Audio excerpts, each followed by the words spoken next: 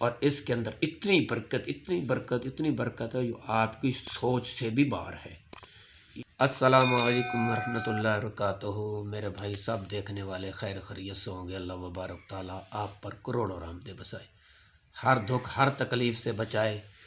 تو میرے بھائیو دوستو، میں آج آپ کو ڈیلی وظیفہ روٹین کی طرف سے ایک بہت ہی زبردست عمل اور وظیفہ لایا ہوں، قرآن مجید میں سے لایا ہوں، کیونکہ قرآن مجید وہ رحمت و برکت والی کتاب ہے، اس کا ایک ایک لفظ ایک سورج جو ہے نا روشن ہے۔ تو میں اب آپ کو بتانا چاہتا ہوں کہ کون سا وظیفہ لایا ہوں۔ تو دیکھیں میرے بھائیو دوستو، عمل کرنا آپ کا کام ہے اور وظیفے دینا ہمارا کام ہے، تو یہ بہت زبردست ہوں گے۔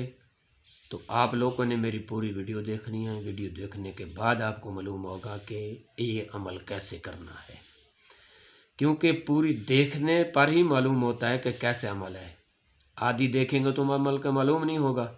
تو انشاءاللہ قرآن مجید کی سورت ہے سورت قریش، لإلاف قریش، اس کو آپ نے 3 مرتبہ پڑھنا ہے۔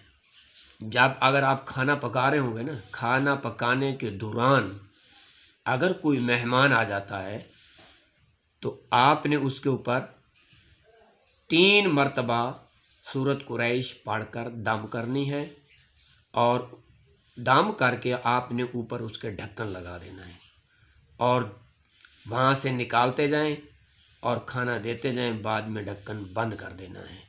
انشاءاللہ العزیز یہ کھانا سب کو پورا بھی ہو جائے گا، بچ بھی جائے گا، کیونکہ یہ رب کی کلام ہے، اور اس کے اندر اتنی برکت ہے جو آپ کی سوچ سے بھی باہر ہے۔